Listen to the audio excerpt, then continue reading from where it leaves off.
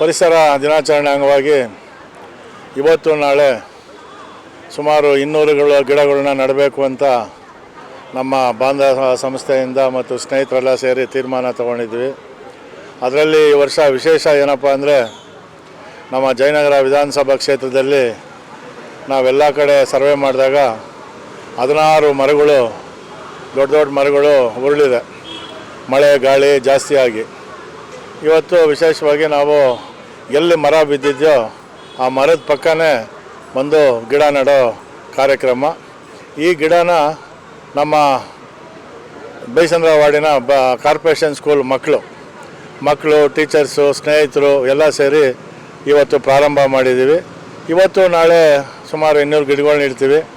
ಇವತ್ತು ನಾವು ಈ 16 ಮರಗಳು ಎಲ್ಲಿ ಬಿದ್ದಿದೆಯೋ ಅಲ್ಲಿ ಇವತ್ತು 16 ಗಿಡಗಳನ್ನ ನೆಡೋವಂಥ ಕಾರ್ಯಕ್ರಮ.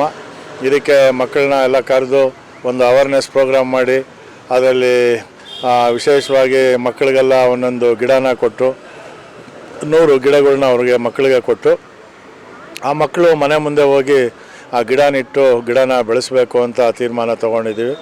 ಇದು ನಮ್ಮ ಸರ್ಕಾರದ ಆದೇಶ ಕೂಡ.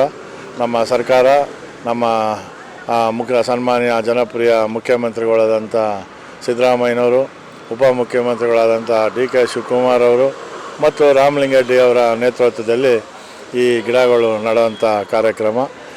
ನಾಯಕರಾದಂಥ ನಾಗರಾಜರವರು ಅವರಿಗೆ ಒಂದು ಪ್ರೀತಿಯ ಗಿಡ ನೆಡಬೇಕಂದ್ರೆ ಸ್ವಲ್ಪ ಖುಷಿ. ಮಕ್ಕಳು ನೋಡ್ಕೊಂಡಂಗೆ ಪ್ರತಿಯೊಂದಿದು ಮಕ್ಕಳನ್ನ ಹೆಂಗೆ ನೋಡ್ಕೊತಾರೆ ಆ ಥರ ಗಿಡಗಳನ್ನ ಕ್ಷೇತ್ರದಲ್ಲಿ ನೋಡ್ಕೊತಾರೆ. ಬಹುಶಃ ಅವರ ನೇತೃತ್ವದಲ್ಲಿ ನಮ್ಮ ಜೈನರ ಇತಿಹಾಸದಲ್ಲೇ ಗಿನ್ನಿಸ್ ದಾಖಲೆ ಆಗಿರ್ಬೋದು ಅನಿಸುತ್ತೆ. ಪ್ರತಿ ವರ್ಷವೂ ಈ ಮಳೆ ಸೀಸನ್ ಬಂತು ಅಂದರೆ ಪ್ರತಿ ರೋಡನ್ನು ಮನೆಗೂ ಹೋಗಿ ವಿಚಾರಿಸಿ ಎಲ್ಲಿ ಮರಗಳು ಬಿದ್ದಿದೆ ಆ ಇದರಲ್ಲಿ ಮಾತಾಡ್ತಾರೆ. ಕೆಲವರು ಏನು ಮಾಡ್ತಾರೆ, ಕಾಟಾಚಾರಕ್ಕೆ ಇಟ್ಬಿಟ್ಟು ಹೋಗ್ತಾರೆ. ನಾವು ಪರಿಸರವಾದಿ, ನಾವು ಪರಿಸರ ಮಾಡಿದ್ವಿ, ಗಿಡ ನೆಟ್ವಿ ಅಂತೇಳಿ ಫೋಟೋ ಇದಕ್ಕೆಲ್ಲ ಇಡ್ತಾರೆ. ಆದರೆ ನಮ್ಮ ಕ್ಷೇತ್ರದಲ್ಲಿ ಜೈನರ ಕ್ಷೇತ್ರದಲ್ಲಿ ಒಂದು ಪರಿಸರದ ಬಗ್ಗೆ ಹೆಚ್ಚಿನ ಮಮತೆ ತಾಯಿ ರೂಪದಲ್ಲಿ ಕಾಣ್ತಾ ಇರೋದು ಅಂದರೆ ನಮ್ಮ ನಾಗರಾಜರವರು. ಏನು ನಮ್ಮ ಬಾಂಧವ ನಾಗರಾಜವರು ಇದ್ದಾರೆ, ಅವರಿಗೆ ಭಗವಂತ ಆಯುಸ್ಸು ಆರೋಗ್ಯ ಕೊಟ್ಟು ಅವ್ರು ಹೆಚ್ಚಿನ ರೀತಿಯಲ್ಲಿ ಇನ್ನೂ ಗಿಡಗಳು ದಾಖಲಿಸ್ಬೇಕು. ಅವರು ಹೆಂಗೆ ನಮ್ಮ ಗಿಡಗಳನ್ನ ಮಕ್ಕಳನ್ನ ಹೆಂಗೆ ಸಾಕ್ತಾರೆ ಹಂಗೆ ಸಾಕ್ತಾರೆ. ಜಯನಗರದಲ್ಲಿ ಯಾರೇ ಎಲ್ಲೇ ಇದಾದ್ರೂ ಪ್ರತಿಯೊಂದು ರೋಡನ್ನು ವೀಕ್ಷಣೆ ಮಾಡ್ತಾರೆ. ಯಾವುದೇ ಗಿಡಗಳನ್ನ ವೇಸ್ಟ್ ಮಾಡಲ್ಲ, ಎಲ್ಲೆಲ್ಲ ಸುಮ್ಮನೆ ಅಲ್ಲಿ ಇಲ್ಲಿ ಇಡಲ್ಲ, ಎಲ್ಲಿ ಬಿದ್ದಿರುತ್ತೋ ಅಲ್ಲಿ ಇಡ್ತಾರೆ. ಆಮೇಲೆ ಮನೆಯವ್ರನ್ನೂ ಕೇಳ್ತಾರೆ, ಪರ್ಮಿಷನ್ ಕೇಳಿ ಗಿಡ ನೆಡ್ತಾರೆ. ಯಾಕಂದರೆ ಗಿಡ ನೆಟ್ಬಿಟ್ಟು ನಾವು ಹೋಗೋದು ಅವ್ರು ಬಿಸಾಕೋದು ಮಾಡಬಾರ್ದು. ಅದೇ ರೀತಿ ಮಾಡ್ತಾರೆ. ನಮಗೆ ನಮ್ಮ ಜಯನಗರ ಕ್ಷೇತ್ರದಲ್ಲಿ ಇಂಥ ನಾಯಕರೊಬ್ಬರು ಸಿಕ್ಕಿರೋದು ನಮಗೆ ಒಂದು ಶಕ್ತಿ. ಜಯನಗರದಲ್ಲಿ ಏನೇ ಸಮಸ್ಯೆ ಇದ್ರೂ ಬಗೆಹರಿಸೋಕ್ಕೆ ಪಣ ತೊಟ್ಟಿ ನಿಂತಿರ್ತಾರೆ. ರಾತ್ರಿ ಆಗಿರ್ಬೋದು, ಹಗಲಾಗಿರ್ಬೋದು. ಈಗ ಮಳೆ ಸೀಸನ್ ಅವ್ರು ನಿದ್ದೆ ಮಾಡೋದೇ ನಾವು ನೋಡಿಲ್ಲ.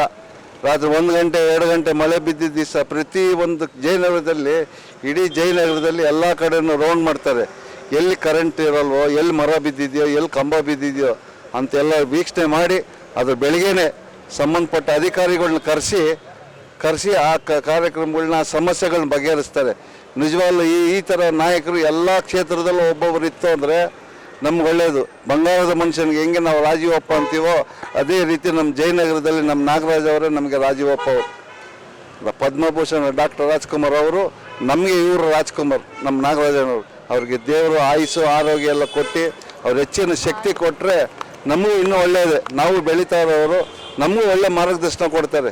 ಯಾವುದು ಒಳ್ಳೆ ಕೆಲಸ ಮಾಡಬೇಕು, ಯಾವುದು ಇದು ಮಾಡಬಾರ್ದು ಅಂತ ನಮಗೂ ಸಹ ಮಾರ್ಗದರ್ಶನ ಮಾಡ್ತಾರೆ.